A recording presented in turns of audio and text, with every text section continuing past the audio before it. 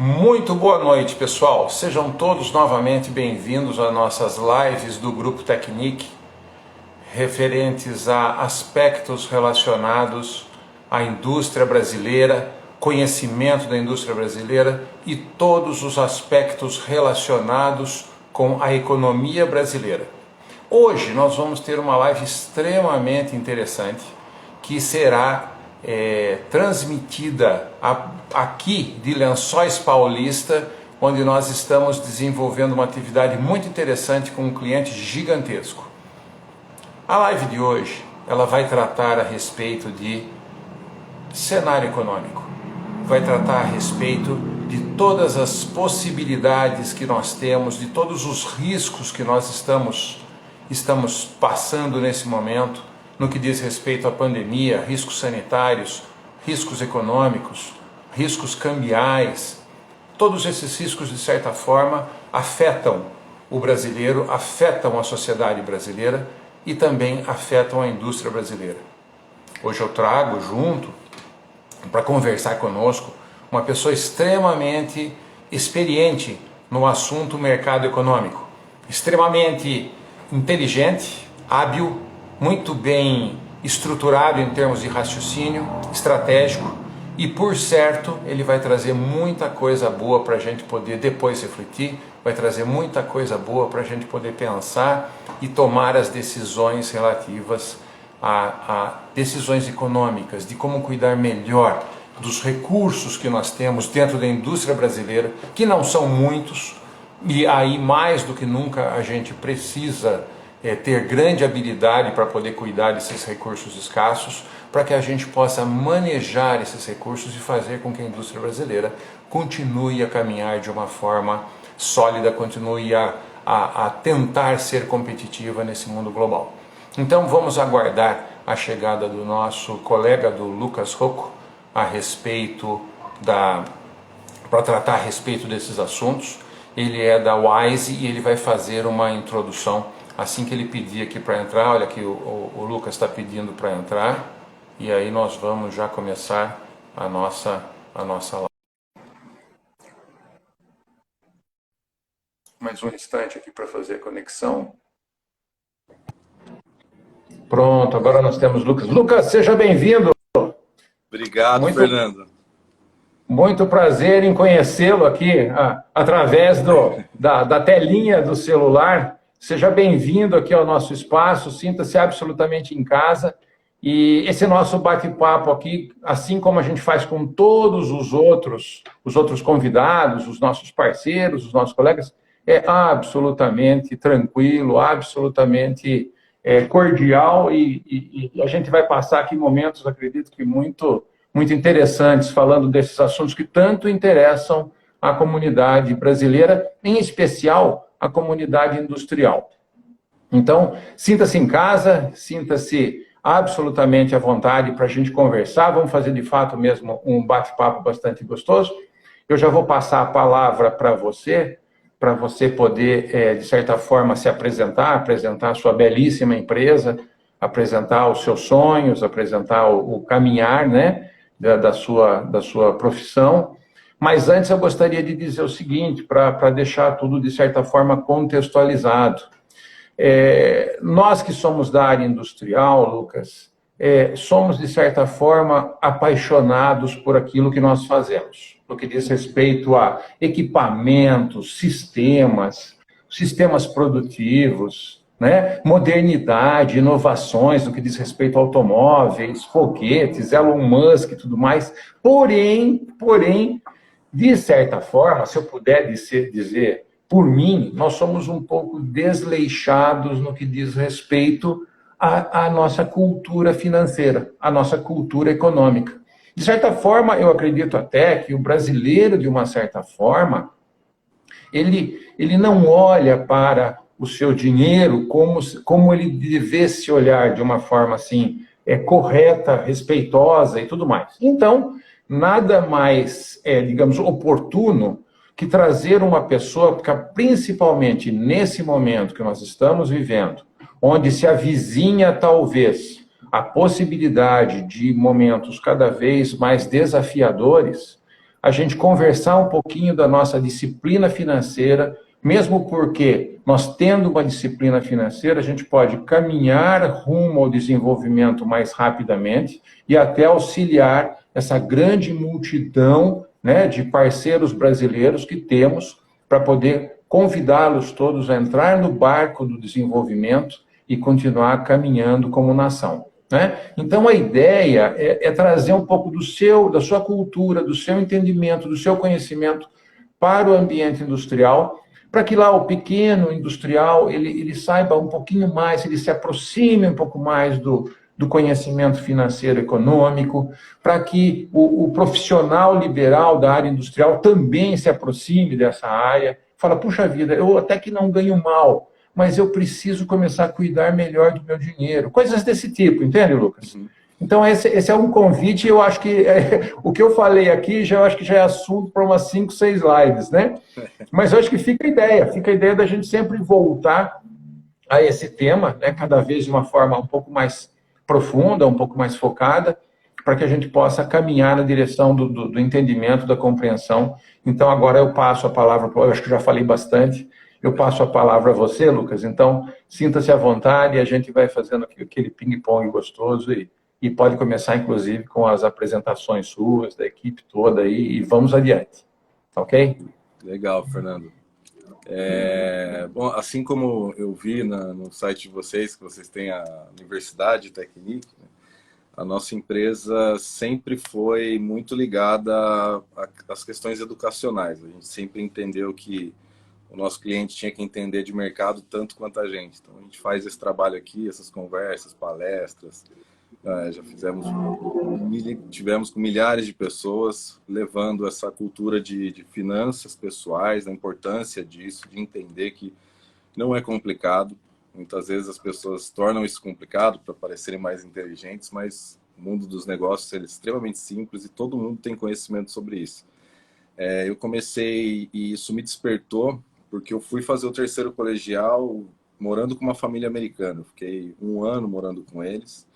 E lá eu tive contato com muitas famílias e eu notava que a relação deles com o dinheiro era totalmente diferente do que eu tinha na minha, dos meus amigos por aqui.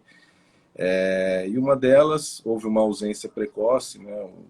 Antes de eu chegar, 2 anos antes de eu ter chegado, o principal gerador de renda dessa família havia falecido. Deixou uma mãe com 4 filhos e um neto, e a mãe nunca tinha trabalhado antes. E mesmo assim, passados 2 anos depois, eles tocaram a vida deles financeiramente, claro que o impacto emocional é gigante, mas a vida financeira ela seguiu. Então, morando na mesma casa, frequentando os mesmos lugares, tendo acesso às mesmas coisas. Eu falei, nossa, acontecesse alguma coisa assim, a gente viu nas fortes crises que a gente tem passado aqui no Brasil, quando um gerador de renda muitas vezes fica desempregado, a família já sente um baque. E aí eu quis ter isso como profissão. Eu voltei para cá e fiz Universidade Federal de Santa Catarina, eu me formei em economia e sempre quis trabalhar com finanças pessoais e comecei, na verdade, pela ponta mais arriscada do mercado, que é a Bolsa de Valores. Aí eu comecei como operador na própria XP. Trabalhei 2 anos de estagiário no Banco do Brasil. Aí que eu vi que os instrumentos financeiros, previdência, seguro, fundos, tudo aquilo tem como trabalhar em harmonia e eles são feitos para gerar soluções e melhorar a vida das pessoas. E eu comecei, aí eu fiz a prova da Bolsa, né, da Ancor, comecei a trabalhar numa mesa de operações da XP lá em Florianópolis. E a XP começou a crescer bastante. 1 ano e meio depois, eu fiz minhas malas, eu já estava com a minha esposa naquela época, e nós fomos para Criciúma, Santa Catarina. Lá em Criciúma eu consegui, aí eu tocava o escritório, eu abri o escritório, eu consegui aplicar, ainda a nossa matriz é lá até hoje, apesar de eu estar falando aqui de Campinas. Eu sou daqui, mas me formei lá em Santa Catarina, morei 10 anos em Santa Catarina. E eu vi que eu poderia aplicar esse modelo de, o cara está vindo operar a bolsa, mas está tudo bem, né? Ele está gastando menos do que ele recebe, ele tem outras economias, ele está colocando tudo na bolsa e sempre estimulando esse tipo de conversa, registrando elas, tendo uma forma de, criando um modelo de atendimento já lá em 2009. E hoje isso se desenvolveu muito.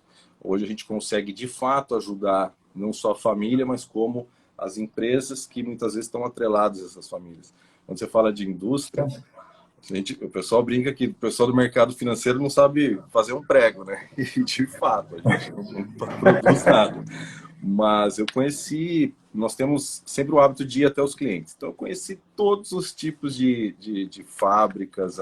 Criciúma é uma região muito empreendedora, então lá tem plástico é forte, cerâmica é forte, indústria de supermercados, de construtoras. E eu conheci todas elas e aprendi muito com os empresários que principalmente da indústria, e parte do que eu sou foi extraindo um pouco de cada um, aprendendo um pouco com cada um, e porque é uma atividade muito difícil. Ser empresário no Brasil é muito complicado. Ser empresário na indústria brasileira é mais complicado ainda.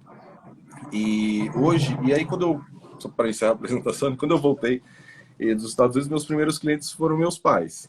Aí eu levei o pai rico, o pai pobre, presidente, comecei a pegar no pé deles, e comecei a fazer isso com os meus familiares. E hoje esse trabalho a gente faz com 10 mil famílias já, e essas famílias depositaram 3 bilhões de reais na Wise, na XP, para a gente tomar conta, para a gente acompanhar junto com eles, ensiná-los como, de maneira segura, organizada, coerente, como usar esses instrumentos que tem no mercado financeiro para transformar a nossa vida numa vida melhor.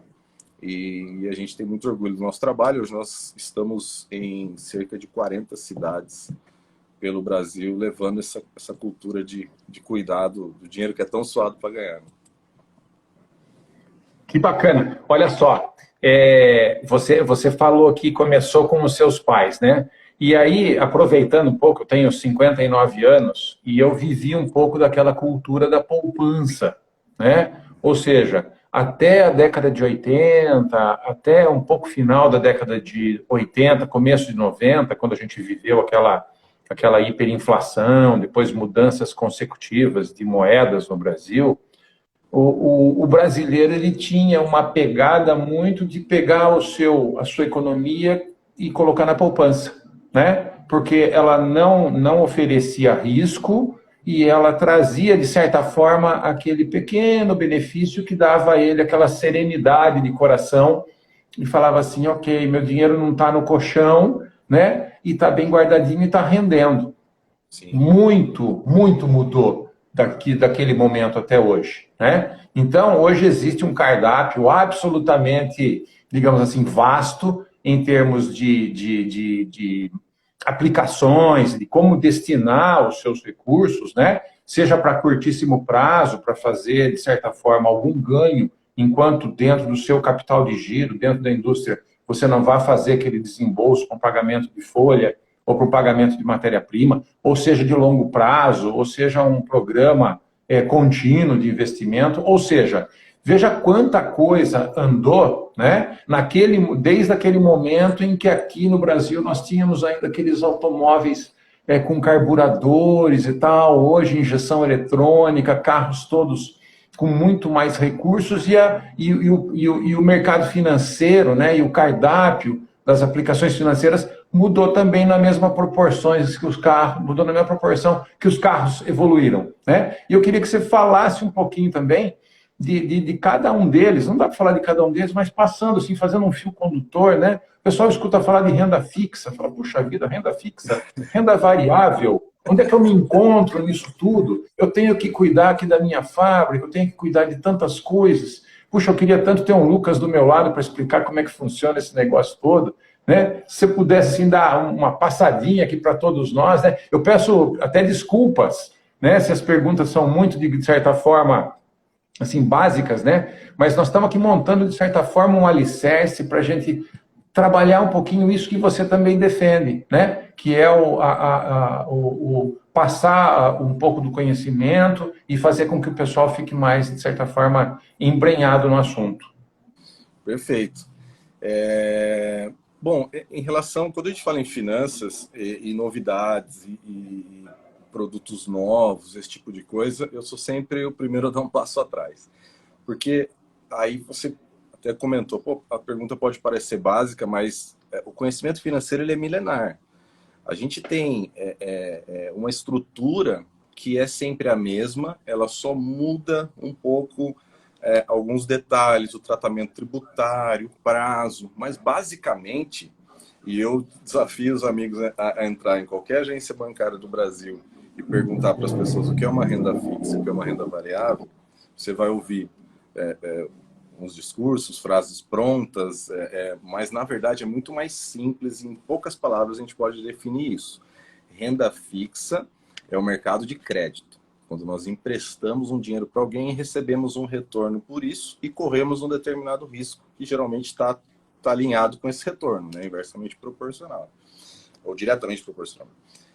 Quando a gente fala, então renda fixa, é o mercado de crédito. Eu posso emprestar para um governo, títulos públicos, aí do Brasil tem o título do Tesouro, né? O pré, eu posso fixado, inflação mais prêmio. E eu posso, tanto para qualquer governo do mundo, eu posso emprestar. Eu tenho também eu posso emprestar para um banco, aí chama CDB, LCI, LCA. E eu posso emprestar para uma empresa. Basicamente, aqui no Brasil se chamam debentures. A gente opera bastante debentures, principalmente incentivadas, porque não tem imposto de renda. E lá fora chamam bonds. Tá? Então, esse é o mercado de renda fixa, é o mercado de crédito. Está emprestando dinheiro para alguém. E o mercado de renda variável, ele na verdade é um mercado de propriedades. São propriedades. Um imóvel é uma propriedade, uma empresa é uma propriedade, um metal, o ouro é uma propriedade, uma moeda, um dólar é uma propriedade. Uma criptomoeda, até poderia dizer que é uma renda variável. Tá? Então é muito engraçado que quando a gente, nessas conversas com empresários, né, e aí falando sobre investimentos, e ele olha assim no fundo do meu olho e fala assim, eu sou um cara super conservador. Daí você olha em volta, tem 500 pessoas trabalhando, quer dizer, todo o dinheiro dele está em renda variável. Ele já está no mercado de ações, só que ele tem que as ações da empresa dele, ele tem um controle grande sobre aquilo, porque ele não considera aquilo arriscado. Mas, tecnicamente, é renda variável. Ele não é nada conservador. E rotular as pessoas dessa forma, você é conservador, você é moderado, você é agressivo, é super limitado. As pessoas são muito mais complexas do que apenas 3 tipos. Excelente. Tá? Concordo. E em relação à poupança, ela foi por muito tempo um investimento que conseguia superar a inflação e entregar mais um dinheiro. E como a inflação era muito alta, aquilo crescia numa velocidade, não era real, era uma velocidade nominal, mas enche os olhos sempre. Mesmo quando a gente faz 15% no ano e a inflação foi 10%, você viu o teu patrimônio subir bastante. Isso criou uma credibilidade, a liquidez ajuda muito, né? E o hábito, né? A facilidade das pessoas investir nisso. Só que faz uns 10 anos que a poupança já era. Tá? O problema hoje, ele acabou ampliando. Por quê? Os ativos chamados pós-fixados, os ativos que quando a pessoa é rotulada fala você é conservador, eles estão também sendo sistematicamente surrados pela inflação. Surrados. Então, no ano passado, muitas vezes as pessoas têm aquela previdência privada.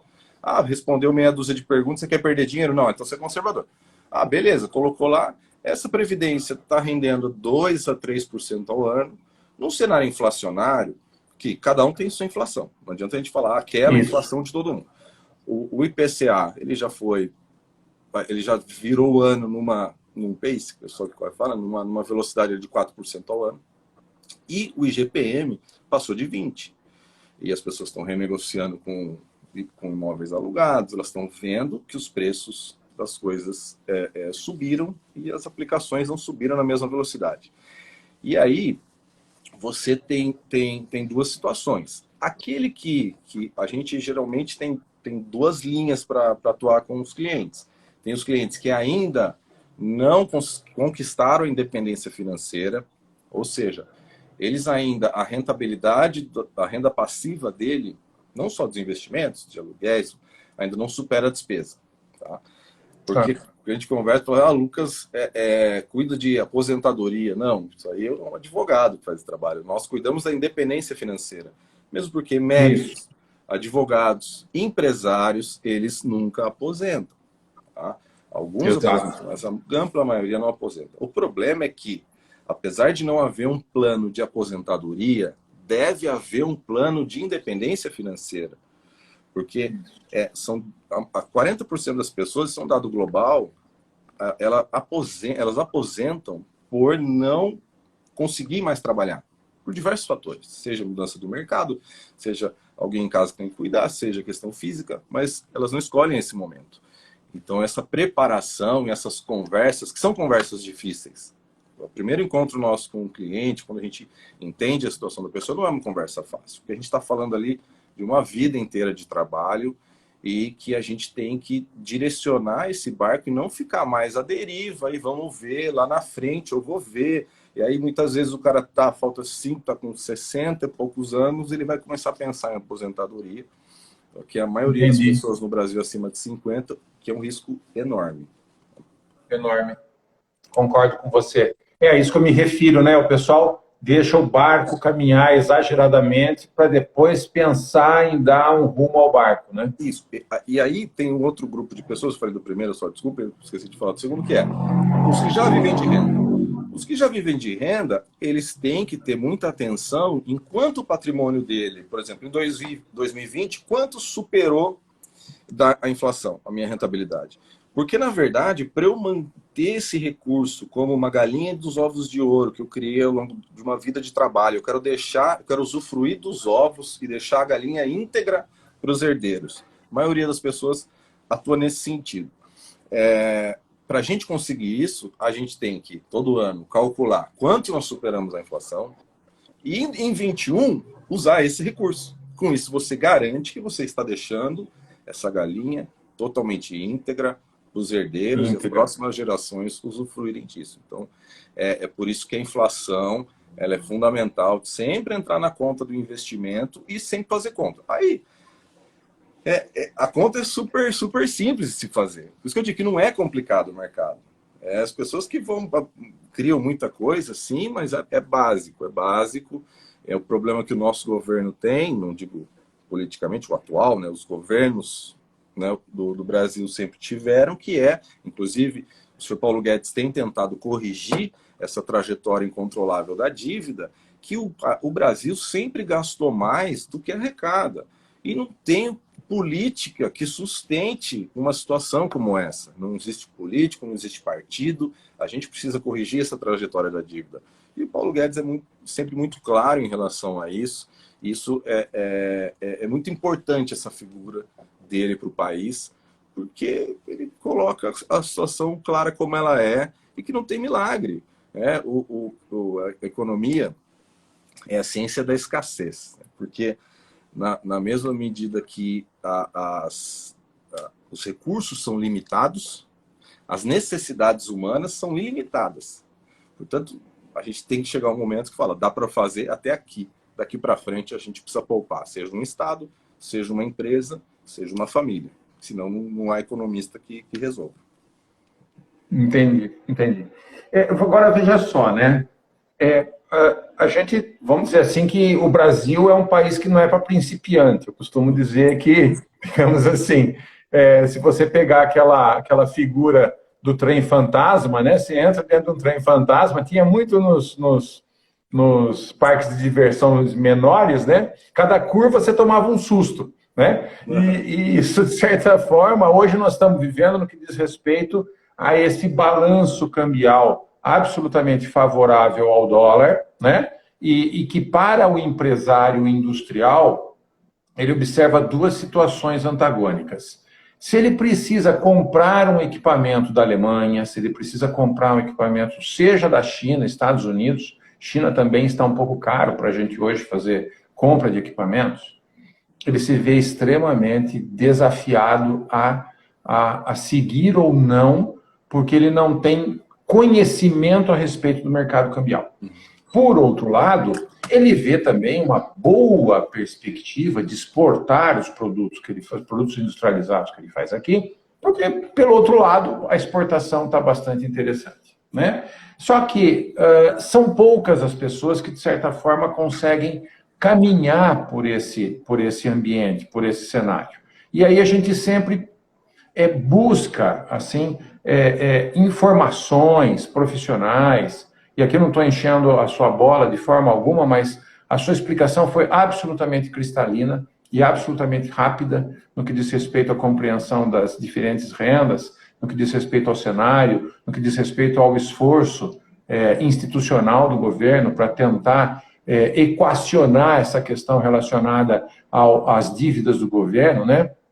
E aí, voltando à questão dos próximos passos, né? Vamos caminhar agora, de certa forma, se você aceita o meu convite, vamos caminhar assim, como é que o empresário brasileiro pode dar os seus primeiros passos no que diz respeito a entendimento do mercado financeiro, entendimento do mercado cambial e para onde você acha que, de certa forma, o mercado caminha, sem nenhum compromisso, por certo, né? Não é bola de cristal, não estamos fazendo aqui uma mesa de tarô, né? Mas nós estamos aqui, de certa forma, tentando buscar, talvez, a pavimentação de um futuro para o empresário brasileiro ter mais consistência nos passos que ele dá. Porque o empresariado brasileiro também envelhece, as empresas também envelhecem, né? E a gente quer essas empresas longevas, a gente quer essas empresas, nem que não passem para as suas próximas gerações, que sejam assumidas, digamos, por grupos de investidores, ou sejam assumidos por profissionais administradores, né? É que elas sejam sadias. Como que seria esse passo a passo dentro de uma cultura como a brasileira, que é essa cultura tardia de sabe, quando eu tiver 60 anos vou pensar na minha terceira idade. Perfeito. Bom, no Brasil a gente tem uma máxima que é você tem que estar pronto para tudo. Para tudo. Tanto para os problemas, como a gente tem enfrentado agora, de um câmbio bem depreciado, como também para uma bonança muito grande, para uma virtuosidade muito grande. Nossa população é jovem, nós temos recursos naturais abundantes, nós temos um agronegócio espetacular, nós temos muito minério, muito petróleo, e exportamos bastante, então entra muito dólar no Brasil.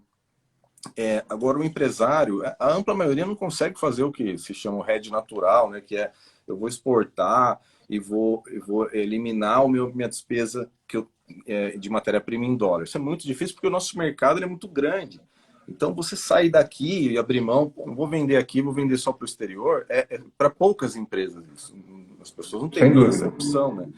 Então, a minha recomendação, e aí entra no assunto anterior, é o seguinte: e nessas conversas, né, nas indústrias e nas empresas, eu começo a fazer as perguntas para as pessoas e a gente vai entendendo assim, eu tenho matéria-prima em dólar, às vezes o cara é importador, a empresa vive da importação para vender aqui. Eu tenho imóveis que estão no Brasil, então estão em reais. Eu tenho, então, o meu fluxo de caixa é em reais, os meus imóveis, eles são em reais, eu tenho despesa em dólar, e eu tenho todas as minhas aplicações em reais, porque eu sou conservador. Então, como eu sou conservador, eu não posso pôr câmbio nas minhas aplicações financeiras, porque isso não é coisa de conservador. E eu estou com um crachá aqui, tá escrito, é conservador. E o conservadorismo, nesse caso, não ter moeda estrangeira, pelo amor de Deus, você precisa ter posição em dólar. E é uma coisa óbvia. Mas as pessoas foram acostumadas a entrar nessa coisa que, bom, se foi falado que eu sou conservador, eu não mexo com isso. Mas o câmbio, nesses casos, ele é extremamente necessário. Da forma que for, a pessoa tem que buscar fazer o hedge financeiro. E nós atuamos tanto nessa orientação de se falar, ó, vamos fazer começar a ter posição em dólar. Tem fundos aqui no Brasil que não precisa necessariamente mandar abrir conta lá fora, não precisa disso. Tem muita coisa negociada aqui, hoje, dolarizada. Tem um dos maiores fundos do mundo que tem aqui no Brasil, ele tem como objetivo o gestor entregar cerca de 5% ao ano. É um multimercado, ele entregou isso nos últimos anos, mas ele pode entregar um pouco mais, um pouco menos. Comparado ao deixar muitas vezes num fundo cambial que as pessoas usam, por que as pessoas começam a ter fundo cambial e logo elas veem que aquilo não faz sentido nenhum? Porque se eu colocar 100 mil dólares no fundo cambial e eu voltar daqui 10 anos, eu vou ter 90 mil dólares. Porque o fundo cambial ele vai ter uma taxa de administração, as pessoas vão... E vai tirando um pouco, né? E não rende nada, porque ele é um fundo cambial. Ele está ali só para fazer, eventualmente, um hedge, algum compromisso que a gente tem por um prazo curto, a gente faz essa posição. Então, esse componente em dólar, ele é muito saudável em alguns casos, ele é o remédio em alguns casos, não é o veneno, como muitas vezes a gente fala.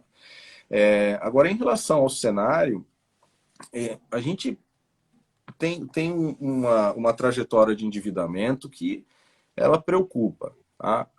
Nós precisamos corrigir isso de alguma forma e a mais próxima, a bola quicando na frente do Congresso é a reforma administrativa. Sinto muito, né? Tenho na família vários funcionários públicos, todo o respeito do mundo, mas tem até uma matéria do Wall Street Journal que fala ser funcionário público no Brasil é o melhor trabalho do mundo.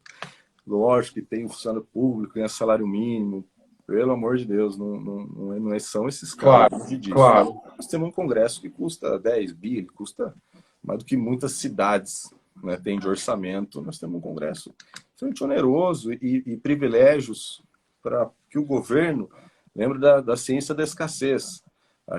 Eu gostaria que o governo pagasse 50 mil por mês para todos os funcionários públicos. O problema é que os recursos são limitados e a gente tem, de alguma forma, ajustar isso para os que estão entrando.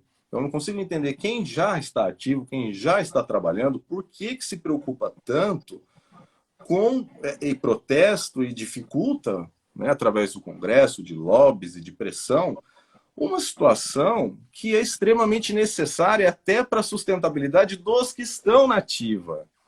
Isso, para a roda continuar girando, né? Exatamente. Então, muitas vezes é lamentável esse comportamento, porque não se pensa no todo, não se pensa a longo prazo, sempre acha que o governo tira dinheiro do chão, e de fato, o governo pode imprimir, só que o custo disso, quando a gente tem uma inflação, as pessoas que mais sofrem são exatamente as que têm a menor renda. Então, o cara, muitas vezes, ele vai descendo, né, das linhas de produtos, substituindo, né, da carne para o frango, para o frango moído, e aqueles que já estão muito na base, a mesa da família vai ficando menor, vai tendo cada vez menos comida, só que isso é um processo a conta-gota, as pessoas não vão percebendo.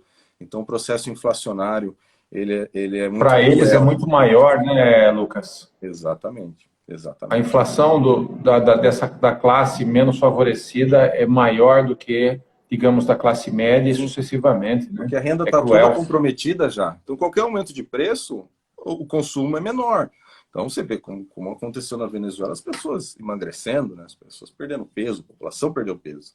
Isso não é brincadeira, né? Isso não é uma escolha política, isso é vida real e a gente tem que entender que a parte política, que é o grande problema da democracia, é que a grande contradição da democracia, não temos outro sistema melhor, mas a grande contradição é que para ser reeleito você precisa fazer o que o povo quer. E muitas vezes o que o povo quer quebra o Estado. Conseguir ter esse equilíbrio e a economia e a sociedade gerando prosperidade é um alinhamento super complicado e que, né, ainda bem que eu não sou político, porque é muito difícil fazer um trabalho que realmente, muitas vezes, o político deve saber o que é o certo, mas ele sabe que se fizer, ele vai pagar um preço muito caro. Você tem, por exemplo, todas as reformas, quando o Plano Real, muitas vezes fala do Plano Real como se fosse uma mágica. Plano Real, de um dia para a noite, a gente deixou de ter inflação. Houve uma correção muito grande nos gastos públicos. Houve uma mudança muito grande da relação, inclusive, do Estado com o funcionalismo público, com os militares, não dá para passar a pensão de um para o outro, porque não tem como. E com detalhes assim, inclusive, o Fernando Henrique tentou colocar a própria reforma da Previdência, que não passou por pouco, seria fundamental que a gente tivesse feito isso lá atrás. Hoje a gente tem um sistema de previdência muito mais forte, muito mais organizado, e um governo também. E o Fernando Henrique é odiado por muitas classes, né? Ele é uma pessoa que as pessoas... será que ele estava tão errado assim? Né? Será que o Estado não precisava gastar menos? Será que não foi bom a estabilidade do real?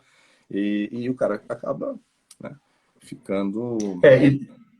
E digamos assim, né, Lucas, sem querer te interromper, digamos assim, o tempo está passando, a população está envelhecendo, e aquele balanço entre trabalhadores geradores de recursos para manter o sistema de aposentadoria, de certa forma, minimamente saudável, e a massa de aposentados, isso tende a pender mais na medida em que a população envelhece para o lado dos aposentados, ou seja, existe uma janela de tempo que a gente precisa aproveitar para que a gente possa fazer esse balanço ainda em tempo hábil para, de certa forma, equalizar e sanar as finanças do Estado, né?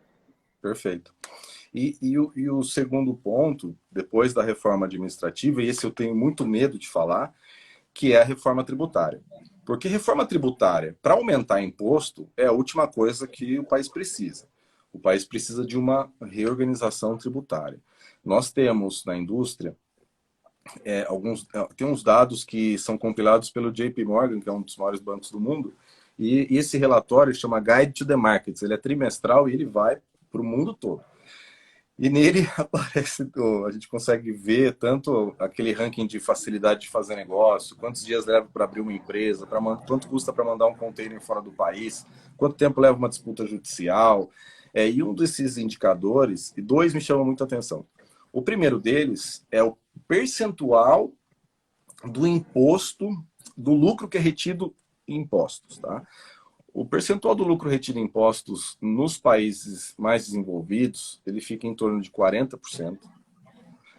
Eu não estou falando de taxa de imposto, estou falando do potencial lucro, quanto fica retido em impostos. E na América Latina, cerca de 50%, e no Brasil, 65%.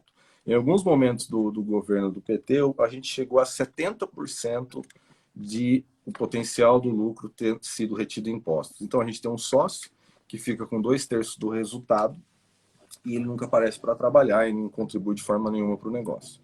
É um peso muito grande para se carregar. Aumentar isso vai só judiar mais das empresas e de toda a cadeia produtiva. Não é que o empresário vai perder e ponto. Todo mundo perde. Quando você tem uma dinâmica industrial menor, você tem menos empregos, tem menos renda, toda a economia vem para baixo. E o outro dado é o número de horas dedicados para elaboração de impostos. Não é para número de horas trabalhadas para se pagar imposto, que a gente vê muito, trabalhamos até maio, junho para pagar imposto. Isso é quanto tempo leva para eu apurar, para eu saber quanto eu tenho que pagar. Enquanto nos países desenvolvidos a gente fala de 159 horas, no Brasil a gente fala de quase 2.000 horas. Ou seja, leva 10, 15 vezes mais tempo para a gente apurar impostos, o que dificulta muito a nossa produtividade.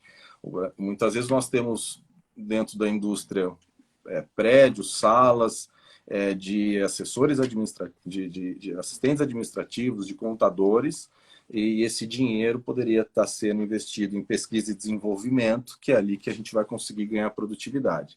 É por isso que não é só a magnitude do imposto que é muito pesada, ela tira a capacidade de reinvestimento na economia, como também o tempo para eu saber quanto eu tenho que pagar, envolve muita gente, toma muito tempo do negócio, gera custo, e são recursos que poderiam estar indo para outras áreas. Isso é um trabalho improdutivo, né, Lucas? Porque você não está agregando nada, você está só fazendo paperwork ali o tempo todo para poder manter aquele negócio virando, né? Exatamente. E para se mandar um container daqui, por exemplo, custa em 2019, esse dado é $2.300, e quando a gente fala de países como o próprio México, de $1.300.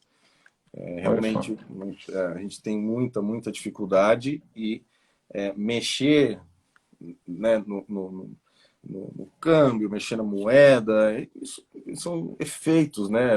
São consequências. A gente tem que atacar realmente as causas, e as causas estão nesses pequenos detalhes, né, que acabam sendo grandes para quem está tocando uma empresa e vivendo isso, mas enquanto a gente não conseguir organizar essas coisas, realmente vai seguir muito difícil a competição internacional.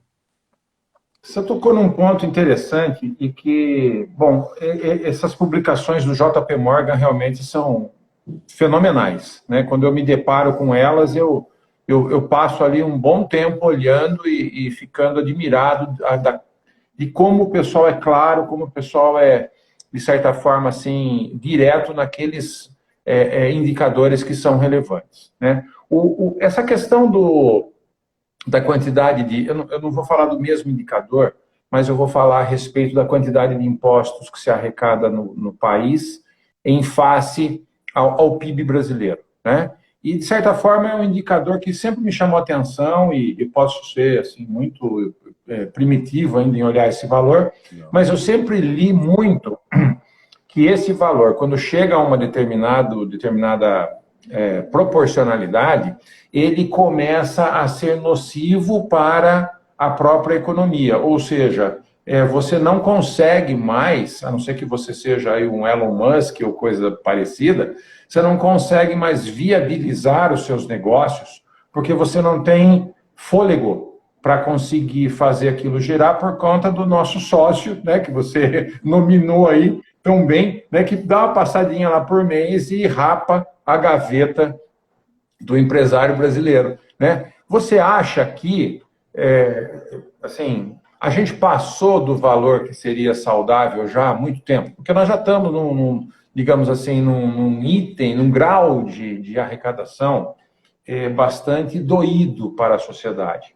Mas você acha que isso já passou, digamos assim, a linha, o edge, já ficou muito para trás? Tem como a gente, talvez, regredir um pouco em termos de arrecadação de impostos? Porque a gente precisa dessa situação melhorada para que a gente possa fazer frente ao mercado global, né? Assim, tem dois caminhos para se fazer isso, tá? Tanto que se a gente olhar, por exemplo, países escandinavos, eles também têm um percentual elevado em relação aos impostos, em relação ao PIB. A grande diferença lá é que o Estado realmente ele devolve em forma de benefícios isso para a população de uma maneira organizada. Então aqui nós temos dois caminhos. A gente teria que fazer o Estado utilizar esses recursos de forma mais efetiva, de qualidade, sem tanta corrupção, por exemplo, mas principalmente desorganização e incompetência. Às vezes o custo disso é maior do que o da própria corrupção, apesar que no Brasil é difícil. E o segundo caminho seria assumir, realmente o Estado não tem condição de ser eficiente e produtivo dessa forma aqui, até pelo tamanho do país ou o que for. Então, o outro caminho seria diminuir o tamanho do Estado. E isso começa desde um caminho de privatização até, de toda forma, diminuir a despesa do governo para que a gente consiga diminuir a carga e ajustar isso num patamar mais baixo. O meio do caminho talvez seja o melhor caminho. Porque se a gente conseguisse aproveitar os recursos, né, a tecnologia tem ajudado muito. O senhor Jan-Peter Gerdau tem feito um trabalho também microeconômico quase imperceptível, levando tecnologia de controle financeiro para muitos municípios, levando governança, levando práticas de gestão que também são importantes. E se a gente conseguisse usar esses recursos de forma apropriada, também ajudaria muito. Então a gente não pode simplesmente privatizar e deixar o Estado, né, para lá, como se não vai conseguir, não vai deixar de existir, não vai diminuir de uma hora para outra. Então são os dois caminhos que a gente tem que buscar. Muitas vezes as conversas, né, e a gente acompanha tanto o noticiário no exterior, os próprios debates, e a gente vê uma conversa num nível muito mais alto do que esse Estado grande, Estado pequeno, Estado grande, e limita muito e tira muitas vezes o foco das coisas que são simples e a gente precisa arrumar para poder crescer em base sólida, né? E também promover as reformas que estão acontecendo pouco a pouco. Como eu disse, a gente tem tido a sorte de ter um ministro da Economia que tem uma noção muito grande desse processo, consegue ter uma força de aguentar as pressões e seguir na mesma linha. Mas também a gente precisa de um Congresso consciente. Tudo passa pelo Congresso. Se o Congresso não vota e não entende a importância disso, realmente a gente fica parado, porque ali é o seguinte, eleição municipal, depois recesso, fim de ano, daqui a pouco tem a festa junina, aí tem a eleição do Congresso, e eles vão empurrando, porque eles não têm pressa nenhuma. O deles está pingando, está bonito, ganham bem, né? Verbinha paterno, motorista, eles estão ali, deixa, mês que vem vota no outro, no outro. Enquanto isso, a dívida pública só vai aumentando. Então é realmente complicado. É um desafio que não é para se resolver. É um processo, na verdade, né, Lucas? Precisa se começar e precisa ir limpando pouco a pouco essas questões. E você falou muito bem, essa polarização, né, entre tamanho de Estado, só mostra, digamos assim, a superficialidade com a qual se discute a maioria dos problemas no Brasil, né? É muito complicado a gente discutir profundamente, as pessoas não se dão o direito de discutir profundamente e avançar em cima das soluções de uma forma um pouco mais consciente, um pouco mais duradoura, um pouco mais, digamos assim, de longo prazo. Médio prazo, vai, eu estou querendo muito, longo não. Médio prazo já ajudaria bastante, né? É verdade. E olha só, veja só, são 9h15, são 21h15. A gente está num bate-papo aqui tão gostoso, tá trocando figurinhas aqui de uma forma tão saudável que daqui a pouco está na hora da gente dizer tchau, né? Mas eu acho que cabe ainda uma leitura sua, digamos assim, um ponto de vista seu, Lucas, a respeito dessa última novidade, que foi essa virada da Selic nas últimas semanas, nos últimos tempos aí. Ela vinha, de uma certa forma, facilitando bastante, digamos, o acesso ao crédito e, digamos assim, o empresário, o próprio, digamos, cidadão brasileiro, ele não possui tantos recursos disponíveis na sua própria conta, né? E ele precisa muitas vezes recorrer ao crédito. Agora também o varejo vai precisar, de certa forma, de um suporte bastante grande depois de superado, se Deus quiser, vamos superar logo essa pandemia, vamos todos torcer junto. E aí, como é que você vê Você acha que essa subida da Selic ela foi necessária nesse grau? Você acha que ela... Primeiro, vamos passar o que é Selic, né? E depois, assim, foi necessário digamos assim, um remédio tão amargo para eventualmente conter uma futura curva de inflação?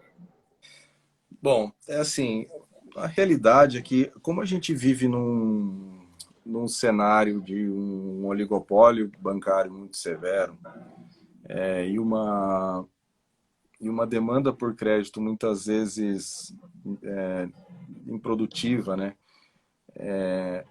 Até determinado momento, os juros, para quem está tomando empréstimo, eles não baixam tanto quanto cai a Selic. Então, ameniza um pouco, mas você pega o cartão de 100%, 150%, 200 ao ano, vai vir para 100%. E as empresas, a gente precisa evoluir o sistema bancário através do aumento da concorrência. Foi muito falado isso na eleição passada, acho que foi um tema interessante ali, que praticamente todos os partidos concordaram nisso, né? Alguma coisa tem que ser feita.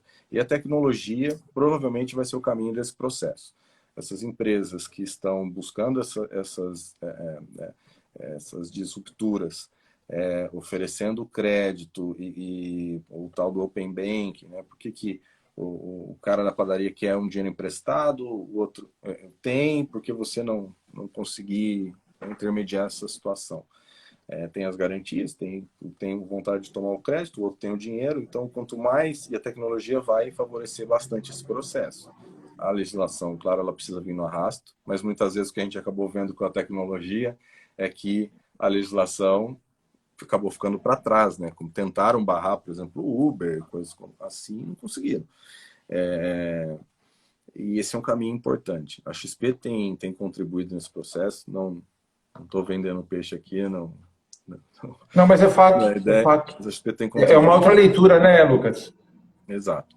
Então, a gente tem tentado entrar, né? Começou agora com cartão de crédito, e a gente também tá operando o crédito, levando soluções para as pessoas cada vez mais competitivas, com base em garantias que, como muitas vezes uma pessoa tem um recurso no banco, mas ela vai buscar uma taxa lá, o banco cobra dela 10 vezes mais do que o próprio banco paga no CDB dele, né? Que ele pega emprestado. É uma coisa que tem uma diferença ali muito grande. Não estamos dizendo que ele tem que emprestar a taxa nenhuma, ele tem que ter o resultado dele.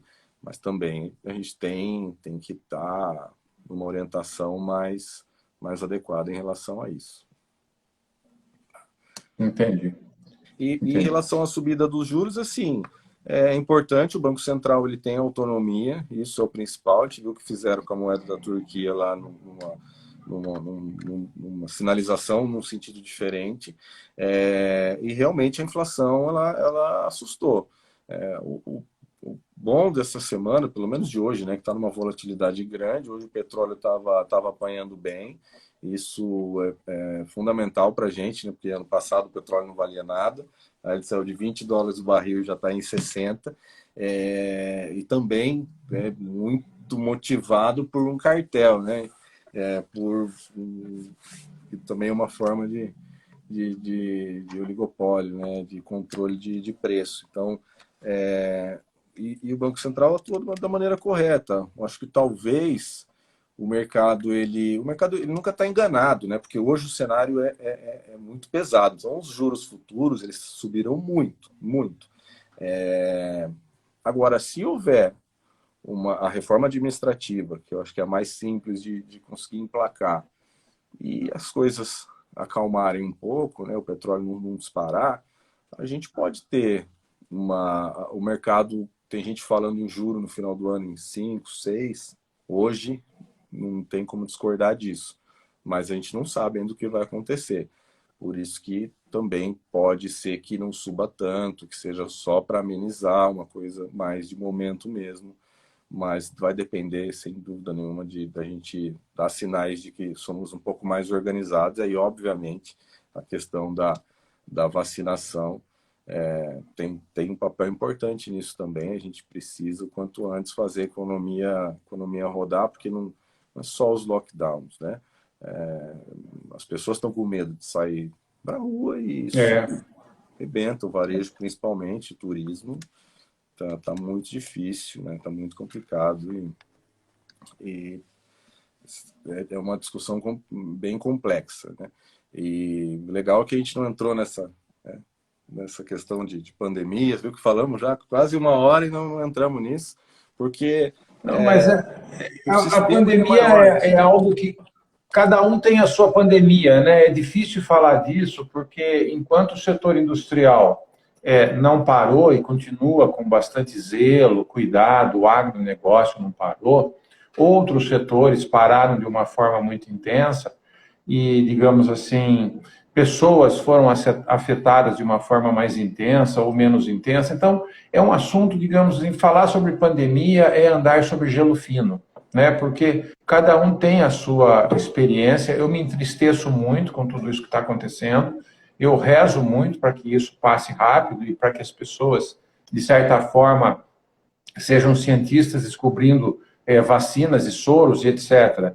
E sejam as outras pessoas também entendendo um pouco de como pode fazer a sua parte, é o que eu acredito que a gente possa fazer, né? Mas, digamos, a gente precisa continuar, a economia precisa rodar. Não é que a economia precisa rodar. Quando a gente fala que a economia precisa rodar, soa frio, né? Soa uma coisa assim muito mesquinha, talvez, mas não é que a economia precisa rodar, a nação precisa retornar a caminhar, né? E, de certa forma, prover sustento e prover riquezas para todo mundo, né? E por conta disso, o desafio é grande. Enquanto as vacinas não chegarem, as pessoas não se sentirem seguras e tudo mais, né?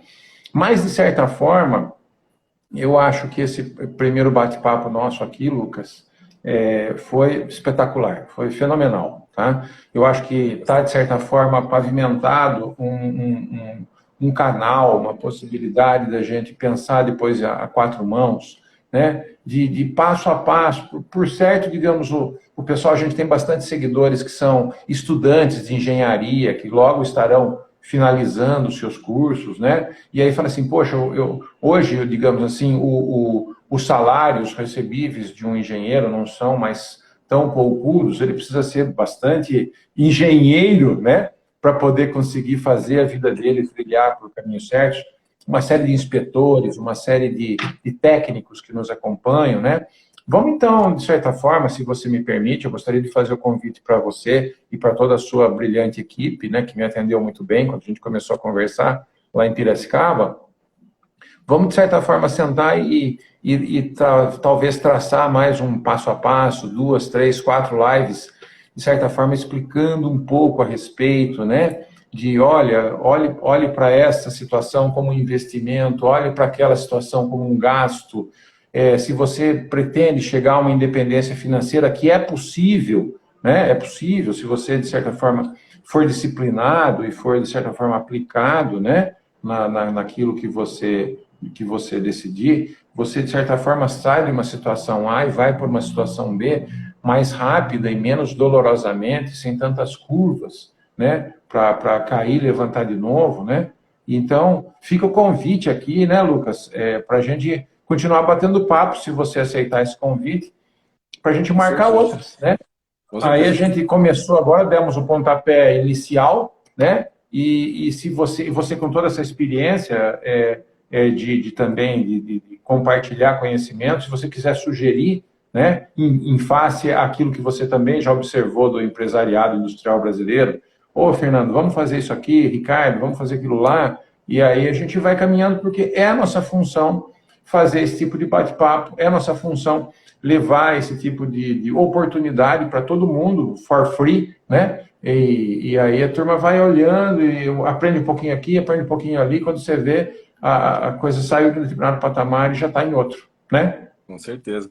Eu tenho bastante engenheiro acompanhando a gente aqui na Wise, tem vários engenheiros que trabalham aqui, então quem quiser, tiver interesse, saber mais do mercado financeiro, de carreira, dá um toque para a gente, Isso. que a gente orienta. E vamos fazer sim, inclusive ano que vem, quem estiver acompanhando aqui, estiver em todos os eventos presentes, nós vamos fazer um evento presencial, aí tomamos um vinho, com um queijo, como antigamente, se Deus quiser.